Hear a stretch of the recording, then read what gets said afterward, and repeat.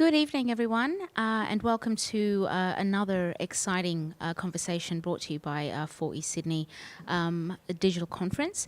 Before we begin, an acknowledgement to country. I would like to acknowledge the traditional owners of the land that we meet on today, the Dharawal people, and pay respect to elders past, present and emerging. Welcome to our audience tuning in via live stream on Facebook Live this evening. I hope you stay with us for the next hour as we discuss and explore this very engaging topic centred around the power of hip-hop in engaging youth in education, career pathways and global communities. This is a great conversation presented in partnership with the Community Music Conference and International Society for Music Education, as well as a very special thank you to 4E Sydney, Viva Entertainment, the Riverside Theatre, Create New South Wales, Australia Council for the Arts for putting this discussion on and housing the incredible conversation sure to flow with our really esteemed panellists. Now, before I introduce everybody briefly, for those of you tuning in tonight and of course this morning in the US for our US audience, power of hip-hop in engaging youth in education, career pathways and global communities.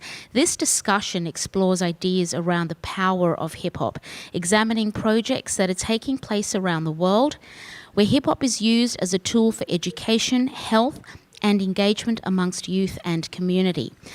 It will look into how hip-hop culture is creating a home away from home, and forging lifetime relationships and support networks for the youth across the globe.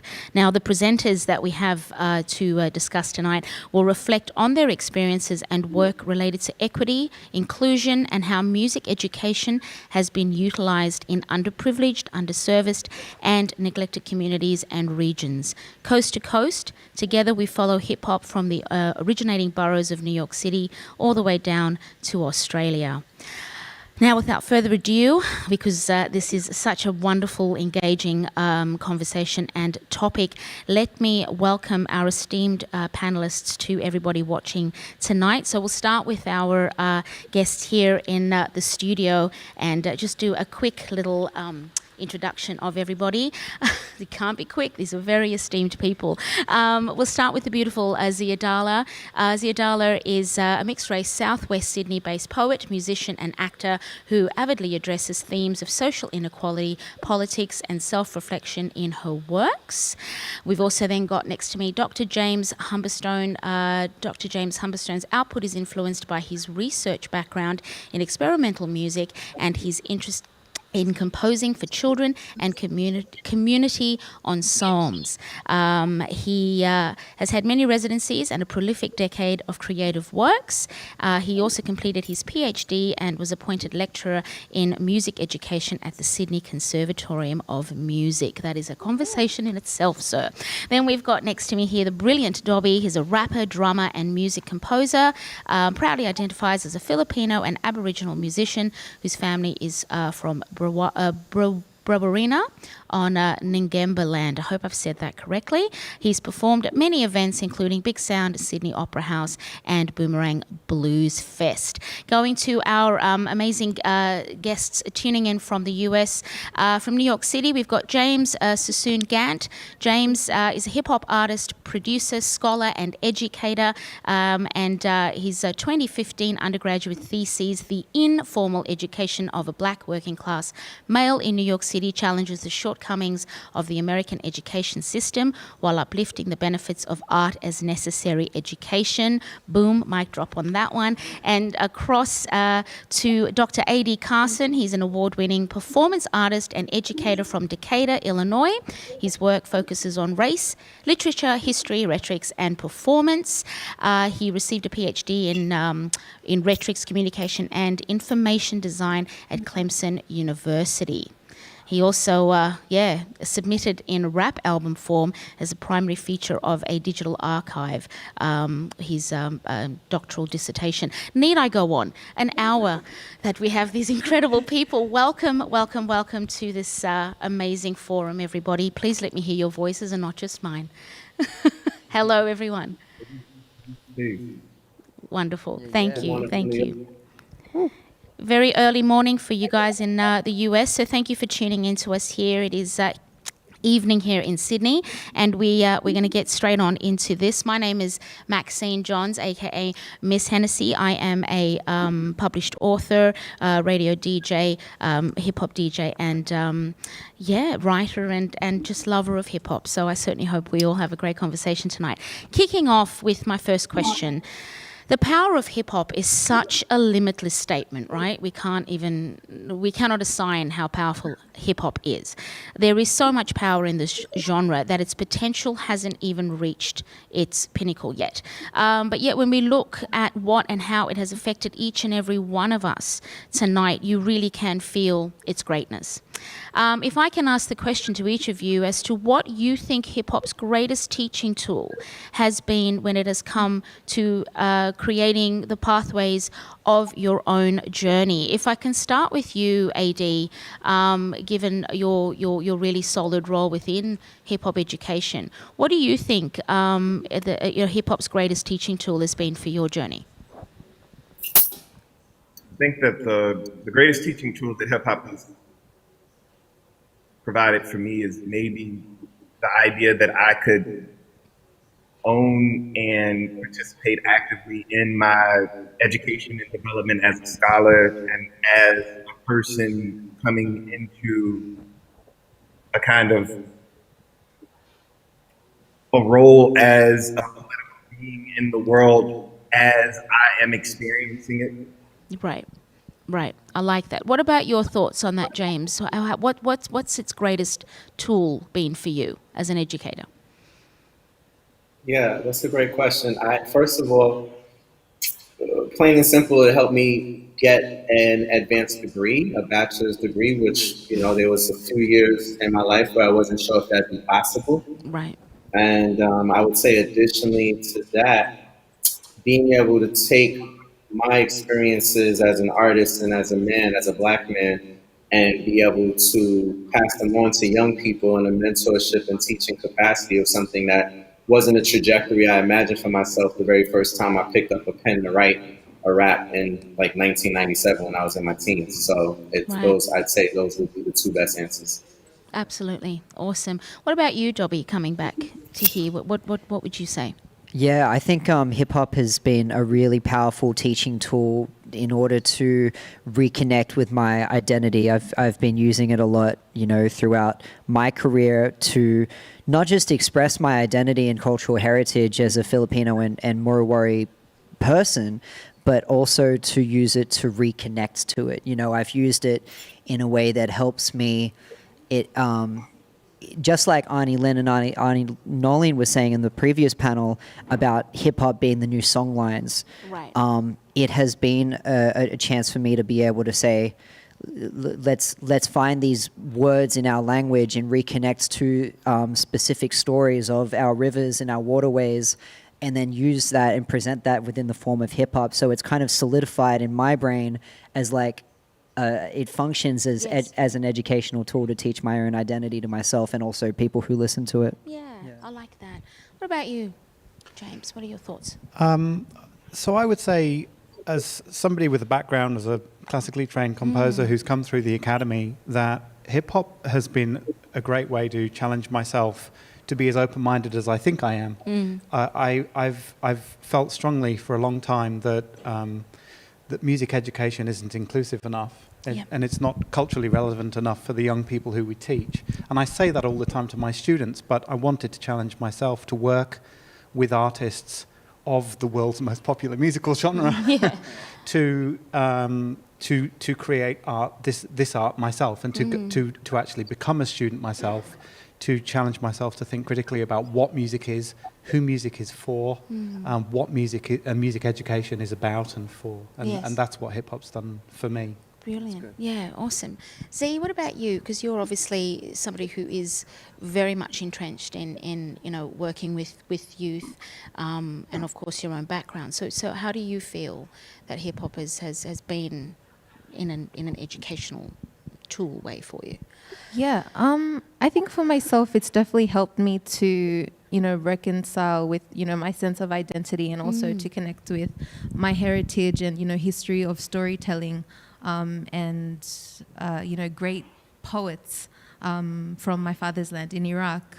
And one of the things that has been so powerful is, I guess, it's power to empower.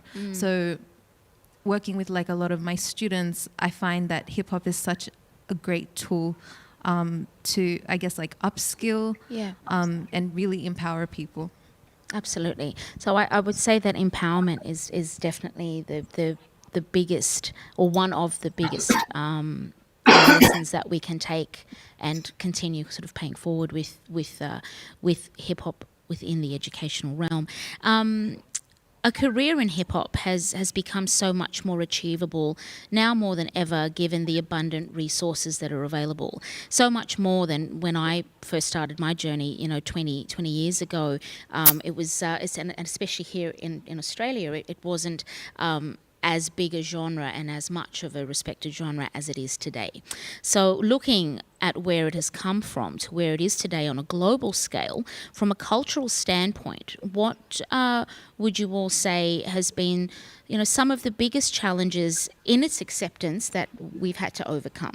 Dobby, obviously starting with yourself, you've had quite a successful career, merging your love of hip hop obviously with all of your other attributes as a musician and as a man of obviously Indigenous background and your Filipino background as well. So what would you say as a lover of hip hop have you found to be some of the greatest obstacles to overcome with that? In terms of acceptance of hip hop and its power is when you say that, it reminds me of in its early stages when hip hop came to our Australian ears and Aboriginal ears in particular, trying to get that kids who are really enthused and who are obviously engaged in it, to have that acceptance from elders and community. Aboriginal community, because I know that early on there was this interesting but very early process of separating where it was from in its early stages, obviously in Brooklyn, and what it means for us and how we, I think it was there was an article that's talking about aboriginalizing hip hop, which I'm really excited to continue to talk about in this panel tonight in terms of. It just boggles my mind how hip-hop has made its own way to all parts of the world, and it's become so unique. Yeah. For Aboriginal hip-hop, a lot of it was about trying to find ways to, come to terms with, accepting it, but also finding the strengths and how we can actually enhance Indigenous culture in terms of like the song lines and knowledge retention and all of that. And I think we are really starting to appreciate it and cherish it. Exactly. Because it has been quite a journey, I think, for especially for us here in Australia. I'll pose the question to our American guests, to AD. If I could ask you the same question, obviously with your esteemed career within hip hop. I mean, your path would obviously have been quite different to what Dobby's has been in terms of dealing with the two different cultures that he has within his own familial background. But what would you say, looking at where hip hop started to where it is today on a global scale, and from a cultural standpoint for yourself as an American, what would you think of some of the biggest challenges have been in its acceptance to obviously be the genre that it is today? I think that probably one of the biggest challenges for me, which has kind of persisted through, I work right now at the University of Virginia as assistant professor of hip hop in the Global South. Right. Wow. And I'm in a music department. But part of the challenge of doing this work is that there's so few people who are doing that I'm having to explain 50 years of history before we can have a conversation about how I'm evaluated. Right, yes. And this 50 years of history that I have to try to consolidate into 5 minutes or into a portfolio before people evaluate my work means that there's going to have to be a whole lot that I'm bringing to the table that a whole lot of people are having to process before they can even be on the page to be able to try to evaluate what it is that I'm doing and how it might be a valuable offering to a conversation about how we think, how we engage, how we produce. And so it makes it challenging because if you live a life immersed in hip hop culture and then you're having to explain that to the people who are evaluating the work that you're doing, and these are the people whose endorsement you need in order to make your work seem valid in that place, then it's just going to be an incredibly daunting task to continue to want to get up and persist to do that work.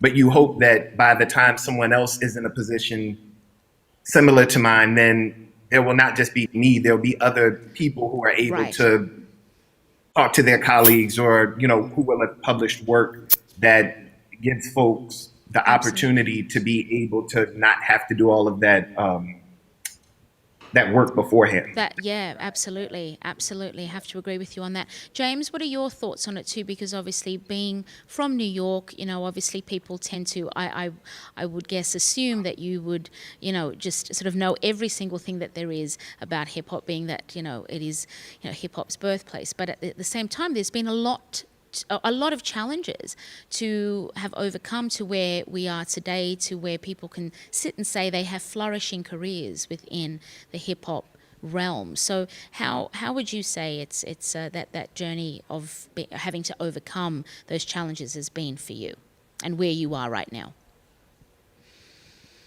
I think the biggest challenge was interpersonal for me, particularly thinking about what my trajectory was when I was in my mid-20s and trying to convince my mother in particular, my family, my friends, and then most importantly myself, that this is more than just a hobby, but that it's a passion, and in fact being afforded some opportunities to take it beyond just the creation of content and being able to teach it and take it to those levels and then bring it into academia. I think that was a huge journey for me. And now that I'm on the other side of that, I think on a more macro level, what would be a challenge? I guess probably the biggest challenge that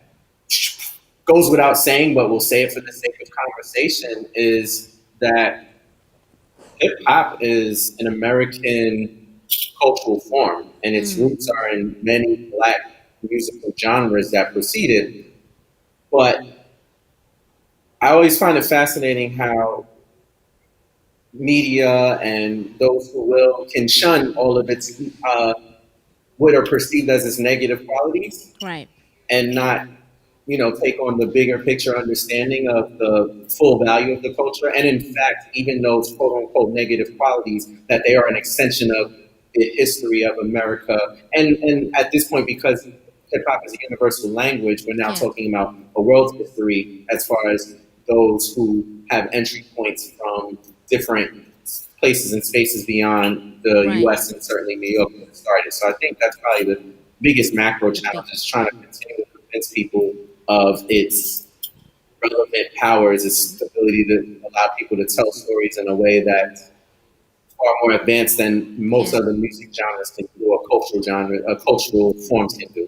Absolutely. Thank you for that. Thank you. And I have to reiterate, I think, having to break away from the stigma of it's just a hobby. And obviously for us, we've been doing this for quite some time. But I think for the younger generation and those who are, obviously that we're kicking the door open for, it's not just a hobby. It is so much bigger than that. It's just, there's the words escape to say how globally impactful having a career, if hip hop is your thing, having a career in hip hop can be.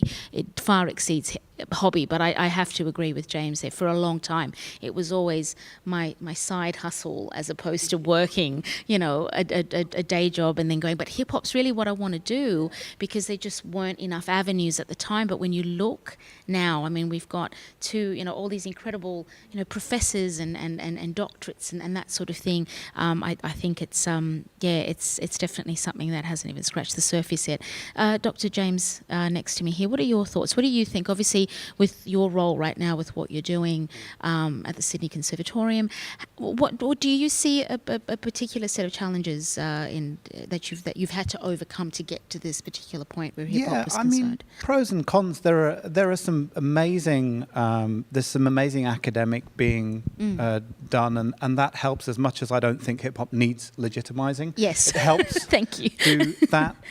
But I mean, all of the things that AD said, I've had those experiences myself. I've heard some of my own research students give papers, and some of the questions that come from colleagues, academics, just show that they don't really understand what this form of music is about. And you can't sort of say, well, the paper took 20 minutes, but now I'm going to give you a 5-hour overview of what, why melody is part of flow or how, because they just don't. So what I'm seeing, though, is a chasm which has a really good side and a really bad side. So the really good side is that there are progressive, brilliant, amazing people doing amazing work, both in the academy but also in schools with our young people who want to be making this music, and they are, forget legitimizing it. They're just doing brilliant, wonderful things, and I think that's the way to go.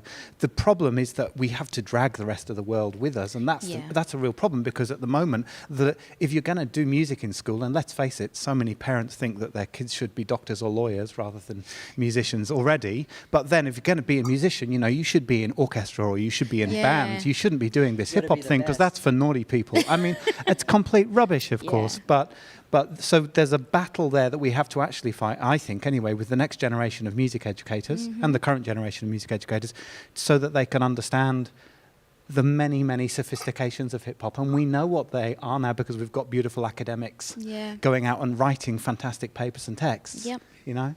Education. Z, what are your thoughts on that? I think for myself, there have definitely been a couple of challenges. I think obviously growing up and listening to this music and finding a connection to hip hop culture, it was hard to sort of explain that, or have people see that who don't sort of maybe experience the same sense of like being a misfit. And the thing I love about hip hop is it's just like, come as you are. Yes. I think the other thing is definitely being a woman as well, and sort of navigating a space that is, I guess, kind of dominated by males, and sort of like trying to, when you get a compliment, it's like, wow, you're a good rapper for a girl. And so kind of having to prove yourself in that way. But also in terms of a career path, a lot of people have said, if you're going to go into this sort of like career path, there's not, I guess, like a lot of money to be made and things like that. But there's also, what I've learned is I feel like I live a really rich life. And when you're not driven by money and, working in community and things like that, like I feel rich. Yeah. You know what I mean? Absolutely. Yeah. This is just throwing a question out here. Whoever wants to take a stab at it. Your 18-year-old self would have come. How old are you? Are you 18? You are, aren't you? I'm You've 12. just got to make sure there's 12 young ones in. Your 18-year-old self had come up to you and say, "Look, I'm going to have a career in hip hop. What advice would you give me? What do you think you tell them with what you know now?" That's a mad question. I'm throwing it out to everybody, but I'd like the most colourful answers. So, 18-year-old self, I want a career in hip hop, but what's the advice of how to get there? I want to be fulfilled, career-wise, monetarily, spiritually, all of those things that you get from having a well-balanced life. But I want the career in hip hop, and obviously coming from what Dr. Humberstone had mentioned about, If I could have a stab at that, because it ties into what we were talking about before the panel. I was discouraged from pursuing hip hop because no one could see the value in it, and it's true. Like there were no alleyways, pathways to actually make money, or that people could see you could actually make a proper career of, where you could make a living out of it. I feel like if my 18-year-old self came up to me, I'd say just like wait, keep at it and wait for society to catch up, Yes. because it is rising, and there is so much to value. And I think that like there are emerging pathways in education, obviously, to be able to tell people that Dr. A.D. Carson wrote an entire album in the form of a hip-hop album blows people's minds, but it is true and it is possible, and that is just a different way of presenting information. I teach history and Aboriginal culture through hip-hop, Right. and so I'd say all of that to him and be like, you just got to keep at it. And Absolutely. I think it's great. Absolutely. AD, what are your thoughts? What would you tell your 18-year-old self? Yes. So I feel really fortunate to have been to be the stubborn person that I have been for a really long time. And so when I was 18 and I was saying that I wanted to rap and that's what I'm going to do with my life, and folks had questions or concerns about it, when they didn't ride with me, then I just kept going. Like I had it set in my mind that this journey was going to a particular destination. I didn't know it. And even all the way up to the moment that I defended my dissertation and was on the job market, the job that I currently have, I didn't know existed. And it was something that was new, and those things converged. And so Right. for some folks, it may seem serendipitous, but I just believe that the world was going to, there are all kinds of jobs out in the world. Right. And having the skill set that you develop making music, being a part of this culture, you'll be able to be effective at a whole lot of jobs. Right. So then when this one came and it seemed to be asking for all of the things that I was already doing and that I like the skill set that I've been developing for my entire life, it was like, okay, well, this is go time. Yes. Absolutely. So I don't know if I would tell 18-year-old me do something different. I'd say, keep with it. Absolutely. James, what about your thoughts? What would you tell your 18-year-old self? Advice. I probably ask myself a question that would be left for an open answer, which is, what are you passionate about? Yeah. And I realized probably 10 years after my 18-year-old self that it was something I was truly passionate about.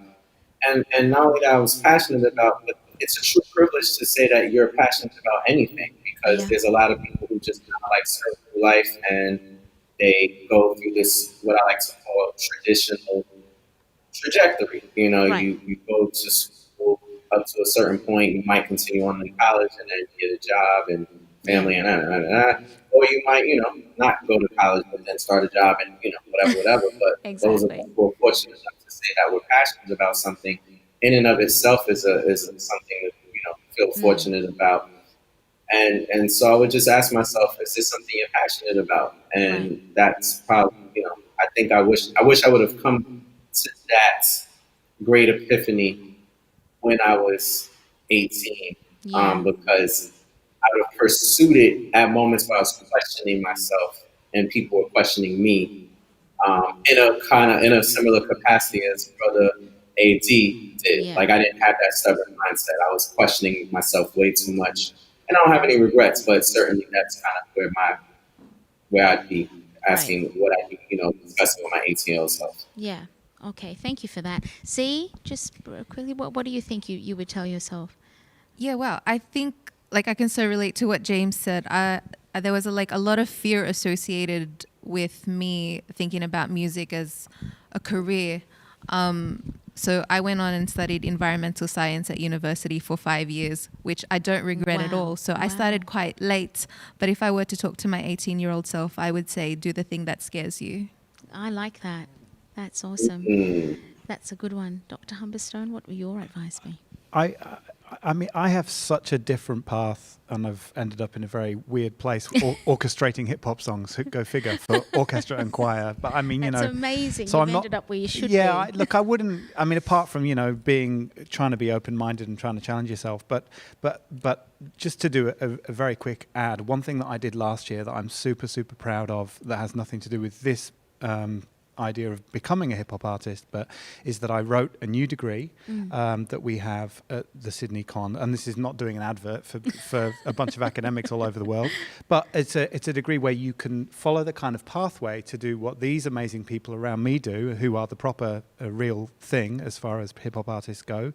And we have a Bachelor of Music Education, in which you can become a qualified music teacher, but your major can be contemporary. So we can now, for the first time ever, actually accept rappers, we can accept producers, we can accept MCs as majors to become music teachers and train them from the age of 18. So I'm super proud that we've managed that. Wow, that is amazing. So to anybody that's watching and that you were hoping for that question, here, there you go. There's your answer. Now, we're obviously really sort of speeding up on time, so I do believe we're going to have a question and answer little section with our audience. But before that does happen, I just want to squeeze through one more conversation point, and we can start taking some people's questions before we have to round up. Hip hop, diversity, inclusion, and unification will fall under the same umbrella of unity. However, hip hop as a genre and culture has often fallen prey to the ugliness of misappropriation, lack of representation, and abuse of power at times. How do we as a global community ensure that the latter mentioned issues are handled effectively by our educators today and organisations that wish to use hip hop as a teaching tool so that it is done correctly? Who would like to take a stab at that one? Any takers? The silence is deafening. Any takers? Can you repeat the question? Sure. Hip-hop, diversity, inclusion and unification fall under the same umbrella of unity. However, hip-hop as a genre and culture has often fallen prey to the ugliness of misappropriation, lack of representation and abuse of power. How do we as a global community ensure that the latter mentioned issues are handled effectively by our educators and organisations today that wish to use hip-hop as a teaching tool so that it's done correctly, so positively curate, so how can we use hip-hop without, it to prevent absolutely these issues from happening? Broad question, but I think it no, can be it's a great question. I'll because I'd love to hear from everyone else, and I'll speak very quickly. I when I hear you say that, I think about how hip hop is starting to really become. It's on the rise in Australia, for context, and people are starting to really pay attention to hip hop as a means of education, as activism, and as cultural education from my perspective. I want to just keep an observant eye for any means of which it's starting to sort of turn astray, because there is sexism in our hip hop communities, especially because it is a male dominated community. Yes. So I guess. I don't know. I'll leave it at that, and then I might have more. Did you want to have a stab at that? So I have a lecture that I give every year called "Should I Teach Rick Ross?" And the point is not like what's inappropriate and what shouldn't we teach. The point is about self-censorship. The point is about musical culture, and I think any teacher and any practitioner who isn't thinking about that isn't doing the best job they can do. Yeah. And so really what I want to do is just challenge people to actually think deeply about, there's so much good stuff out there, and we don't have to, it's like, what should we say? like music teachers did back in the 1950s. We shouldn't have rock and roll in classrooms because it's all going to, lead them away from Jesus. Or we shouldn't teach jazz back in the 1920s, as Dobby and I were talking about before. Some of those articles that people were writing about, bad people's jazz music in 1920s. A friend of mine was saying the other day, replace the word jazz with hip hop. It's the same problem now. So don't demonize. Just go find the really amazing stuff and teach that. Don't demonize. I like that. AD, James, would you like to have a stab at answering that? I think that we just need practitioners on all levels. We need more doctors like Dr. James, Dr. AD, in the academic spaces who are, really breaking the door open for folks like myself who are looking at continuing, in an academic capacity, while at the same time just continuing to create music and trying to kind of like merge the two worlds. And then you need folks that are like not necessarily looking at academia, those non-traditional teachers who still bring something to the discussion. Yeah. I think about almost like the metaphor of any political structure that people don't agree with. You have to attack it from all sides. You have your, elected officials who have a job that they need to be held accountable to complete in a way that serves the people. And then you have the people who have to do the job of holding said elected officials accountable and speaking up about what they need. And I think it's the same thing when you think about hip hop as a tool for teaching and learning. It's we can't lay the burden on just any one group of people to expand it in its positive capacities. Absolutely. Thank you. I hope that answers your question. No, absolutely. All right, we've got a few questions here from some of our viewers. This is a question from Sarah Williams. I'm interested in the power of hip hop and using it to express your political voice in emancipatory politics. My example would be Black Lives Matter and using hip hop and arts to teach about racial relations. So that's her question. She's interested in the power of hip hop and using it to express your political voice. So example would be the Black Lives Matter movement and using hip hop and the arts to teach about racial relations. Your thoughts on that, Dobby? Obviously, with the Indigenous side of Aboriginal.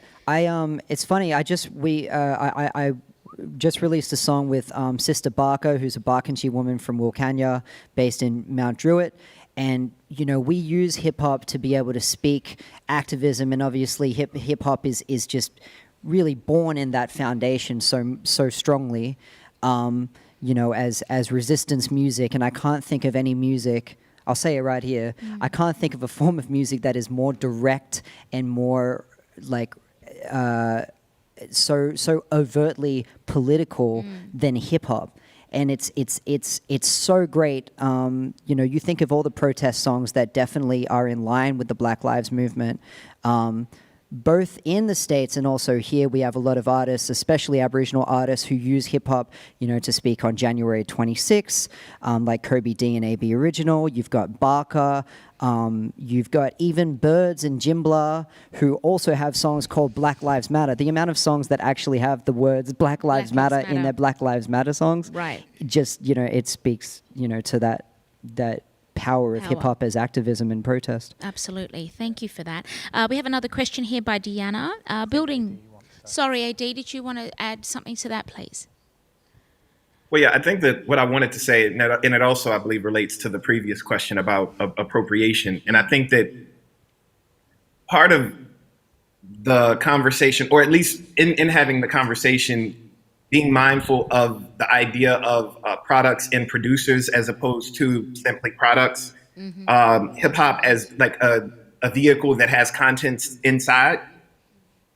And the thing that we call appropriation, I think, is more associated with a product focused outlook, where we're thinking about the thing that gets produced and thinking about hip hop culture, thinking about hip hop cultural products as a means by which we sell and market things, even ourselves.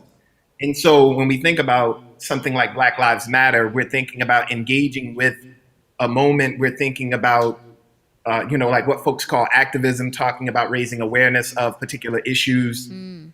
And it may be really difficult to separate what we might otherwise consider marketing and promotion and selling and bringing awareness from something like that. But I think that within the larger cultural picture, we're also having to connect that to a history.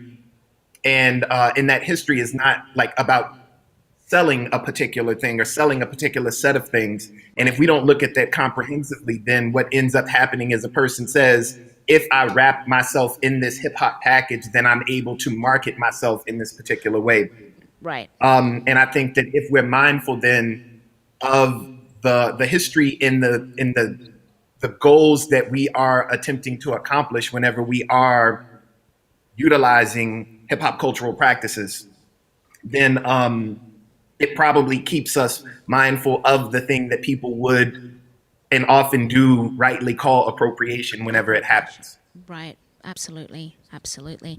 Thank you for that, AD. So we've got about 10 minutes or so to go. Under the pump. Next question. We've got one here. Thank you for bringing up male domination. So we'll bring Ziad Dala in for that one. What are we going to do about this? This is a question from Claire. Not sure if you have the template answer for that one, but have a crack.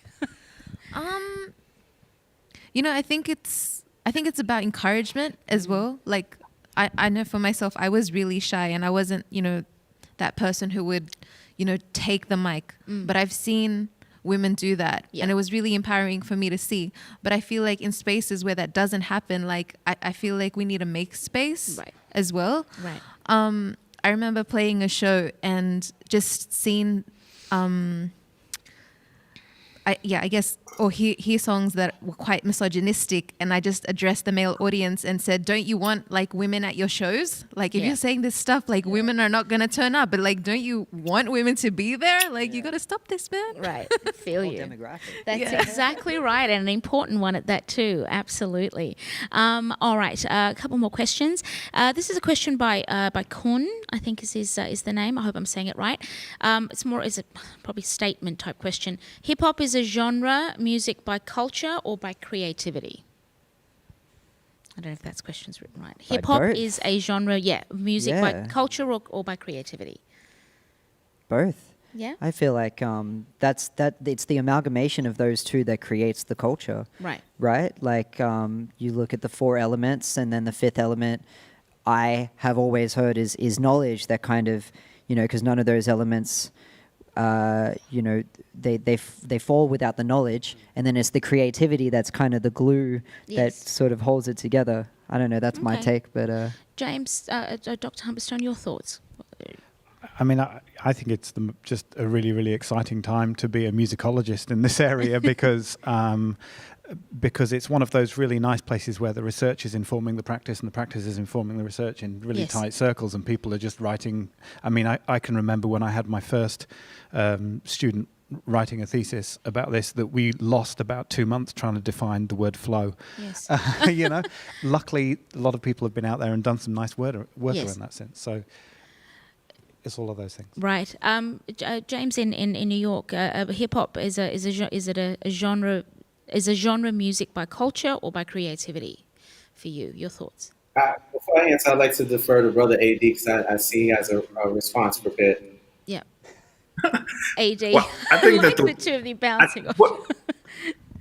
I think that that I have a problem with genres, not because I don't think that it's not because I don't believe it's aptly descriptive. I think that what it is describing is like ways things get sold, and the bodies that are described by the thing that is meant to be sold. And so I would probably push back on the question and then say that like I approach hip hop knowledge production as like kind of a set of practices more than a like sort of a creative product, a particular creative product, or like to like stay within like the confines of what we call genre. Because if we think about artists like Lauryn Hill, or we think more recently about someone like Tyler the Creator or Anderson .Paak, then we get into these practices that we might call or like might associate with hip hop, but then those music sound very different and they're fairly diverse. Yes. I I don't know. I don't want to be like I don't want to like hog anything, but I do think that it's also really important for like guys to talk about what we might do about this, like what we talk about male domination, or we talk Right. about misogyny, Yes. particularly like all of the kind of vile things that go on, and some of that is about us stepping up in spaces and not just saying when these things happen that they shouldn't be going on, but also being more responsible about the histories that we tell. We must remember that the first hip hop mogul is a woman, and we also must tell more accurate and comprehensive histories so that we don't write women out of the narratives where they were Right. present and then continue to perpetuate a myth that women haven't been participating at the highest levels for the entire history of the thing that we are currently engaged in.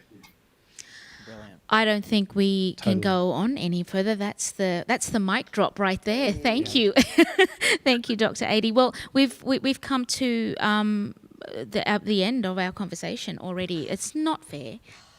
But really appreciated, and it's been such an honour to have facilitated this conversation with you incredible humans. I want to thank James and AD up early live streaming. Oh, I believe we've got one more question. Oh, here we go. Hang on one second. Maybe we can. We do have something. We do Bonus have round. something really quick. Let's see. I don't know how quick we're going to answer this one. Here we go.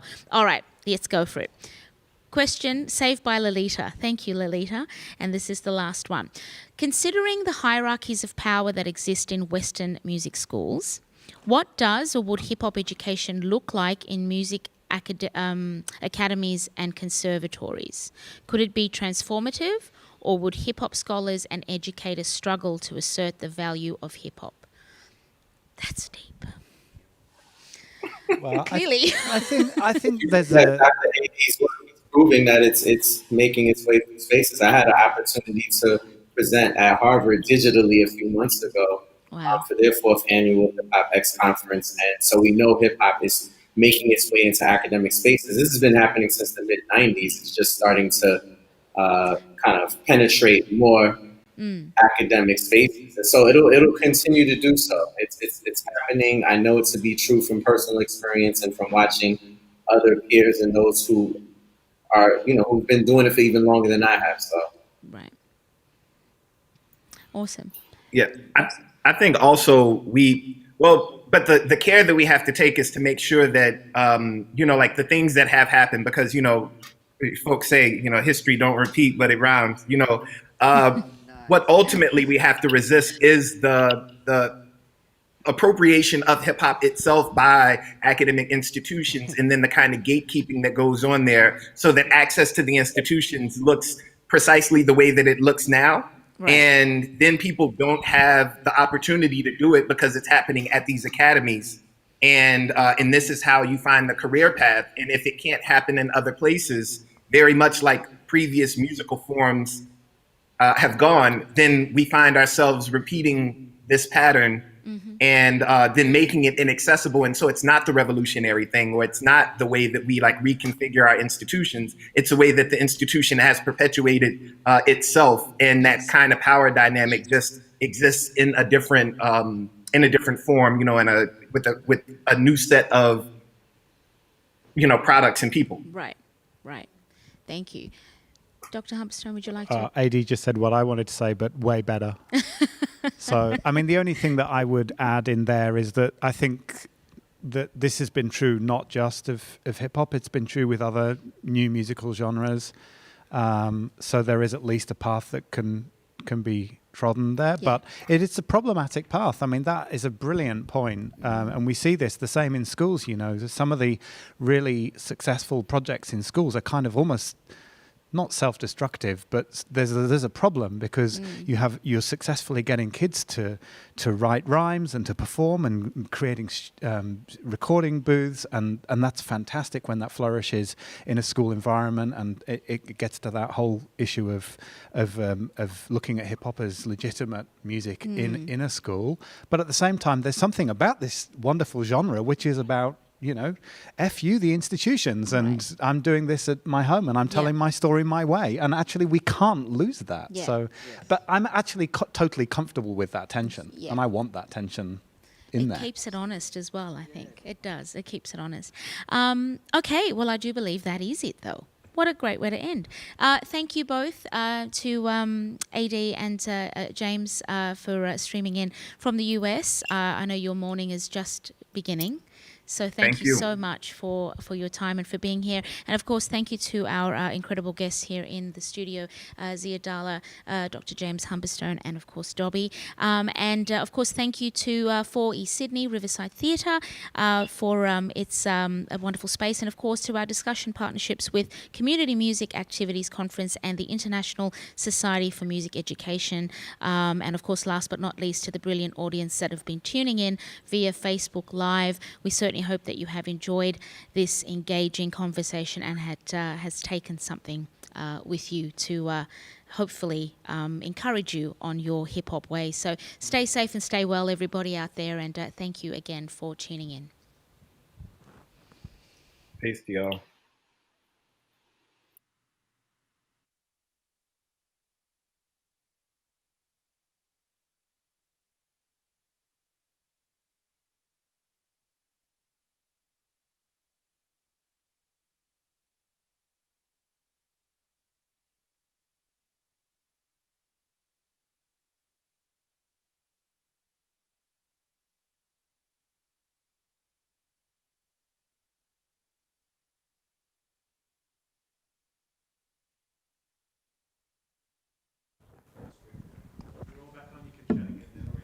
Oh, we were Hey, just thank saying, you so much, man. you guys were so sharp for horrible o'clock in the morning.